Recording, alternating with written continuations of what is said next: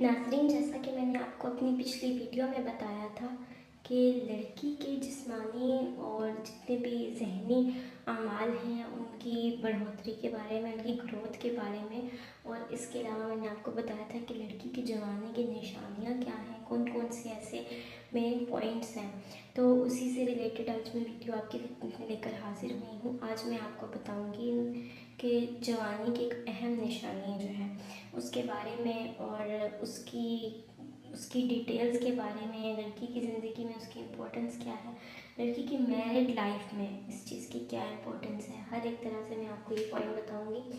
तो आपने वीडियो को मुकम्मल ज़रूर देखना है। वीडियो को शुरू करने से पहले आप लोगों से एक छोटी सी दरख्वास्त करना चाहूँगी कि अगर आप हमारे चैनल पर नए हैं और अभी तक आपने हमारे चैनल को सब्सक्राइब नहीं किया तो चैनल को सब्सक्राइब कर दें और बेल आइकन को क्लिक कर दें, ताकि आने वाली मज़ीद ऐसी वीडियोस आप लोगों को मिलती रहें और आप लोग उनसे फ़ायदा हासिल कर सकें। साथ ही अगर आपको हमारी वीडियोस अच्छी लगती हैं तो वीडियो को लाइक करें, शेयर करें और अपनी राय का ज़रा कमेंट्स में ज़रूर कीजिएगा। नाजरीन, आज हम बात करेंगे प्यूबिक हेयर्स यानी ज़ेरे नाफ बालों के बारे में। नौजवानी की निशानियों में एक निशानी ज़ेरे नाफ बालों का निकलना भी है। शुरू में ये हल्के रंग के होते हैं, लेकिन बाद में काले हो जाते हैं और मोटे भी। अमूमन सर के बालों के मुकाबले में ज़्यादा स्याह होते हैं। किसी लड़के में हल्के हल्के होते हैं और किसी में घने। बाल अंडर आर्म्स में भी होते हैं, इसके अलावा लेग्स और आर्म्स पर भी होते हैं, और कभी कभार जो है वो आपकी जो ब्रेस्ट होती है, छातियों पर, निप्पल्स के आसपास, साइडों पर और पेट पर भी चंद बाल निकल आते हैं। ये तमाम बाल निकलना इस चीज़ की तरफ इशारा करते हैं कि लड़की जवानी की दहलीज पर कदम रख चुकी है।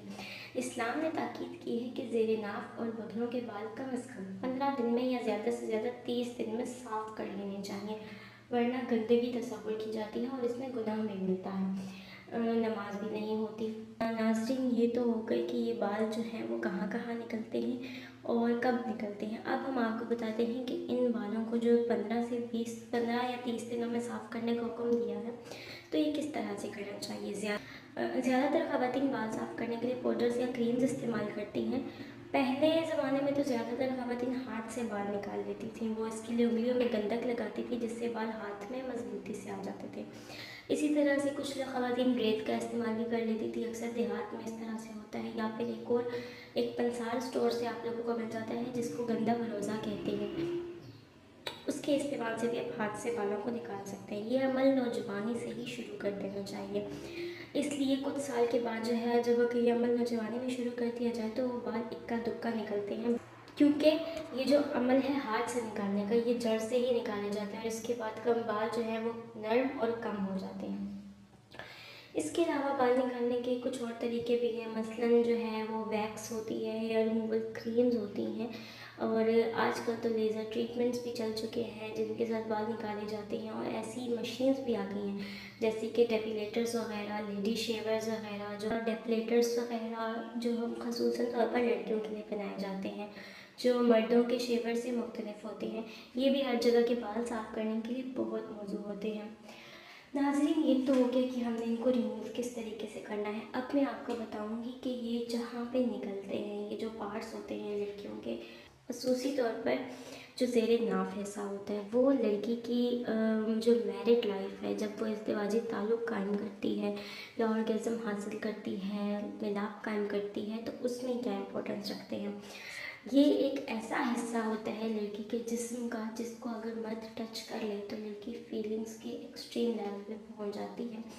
इसके अंदर बहुत सी ऐसे हिस्से हैं जिनको टच करने से लड़की ऑर्गेज़म हासिल करती है, जैसे कि क्लिटोरस होता है, वो इस हिस्से को टच करने से लड़कियां ऑर्गेज़म हासिल करती हैं। वो बहुत बेचैन हो जाती हैं इंटरकोर्स के लिए, उनको इस कदर वो फीलिंग्स में चली जाती हैं कि उसके बाद बस वो चाहती हैं कि उनके हस्बैंड के साथ उनका जो है वो रिलेशनशिप और स्ट्रॉन्ग हो जाए, इंटरकोर्स हो जाए। तो ये एक ऐसा मेन पार्ट है, अगर मर्द अपनी बीवी को मिलाप के लिए तैयार करना चाहता है तो उसके लिए एक की है कि वो इस पार्ट को टच करे, इसको प्यार से सहलाए, हाथ से मसले, तो उसके बाद लड़की जो है वो इंटरकोर्स के लिए बिल्कुल अच्छे तरीके से रेडी हो जाती है। इस कदर रेडी हो जाती है कि वो बेचैन हो जाती है। इसके अंदर जो है वो ज़ेरे नाक जो है उसके नीचे आपकी जो वजाइना होती है उसके अंदर इनर लिप्स होते हैं, उनके अंदर एक क्लिटोरस होता है, एक छोटा सा दाना होता है, ख़ुसूसी तौर पर उस दाने को टच करने से, उसको मसलने से फ़ीलिंग्स की इंतहा पर पहुंच जाती है लड़की। तो ये एक बहुत ही इम्पोर्टेंट रोल प्ले करता है लड़की की सेक्सुअल लाइफ में, उसकी मैरिड लाइफ में। ये पार्ट तो बेहतर है लड़कियों के लिए भी, शादी के बाद तो हर हाल में वो इसकी इस्लामिक पॉइंट ऑफ व्यू से भी और इस पॉइंट ऑफ व्यू से भी कि उनके शौहर की बहुत ज़रूरत होती है, उनकी अपनी भी ये ज़रूरत होती है। और जब भी वो उनसे मिलाप करना चाहे तो लड़की को चाहिए कि अपने इस हिस्से की सफाई का बहुत ख्याल रखे, ताकि उसके शौहर का उससे दिल कभी ना भरे, क्योंकि जब वो उसको गंदगी में देखेगा तो उसका उससे प्यार करने को भी दिल नहीं करेगा, वो उससे दूरी इख्तियार करता जाएगा और उनके रिलेशनशिप में दूरियां बढ़ जाएंगी। तो बेहतर है कि लड़की को अपनी सफाई सुथराई का ख्याल रखना चाहिए, और अपनी अज़दवाजी ज़िंदगी को बेहतरीन बनाना चाहती है तो इन टिप्स को ज़रूर फॉलो करना चाहिए। जी तो नाज़रीन, ये थी हमारी आज की वीडियो। उम्मीद है कि आपको वीडियो पसंद आई होगी, आपके लिए इन्फॉर्मेटिव रही होगी। अगर आपको हमारी वीडियो अच्छी लगी है तो वीडियो को लाइक करें, शेयर करें और अपनी राय का ज़रा कमेंट्स में ज़रूर कीजिएगा। ख्याल रखिएगा। आपसे मुलाकात होती है अपनी अगली वीडियो के साथ। तब तक के लिए इजाज़त दीजिए। खुदा हाफिज़।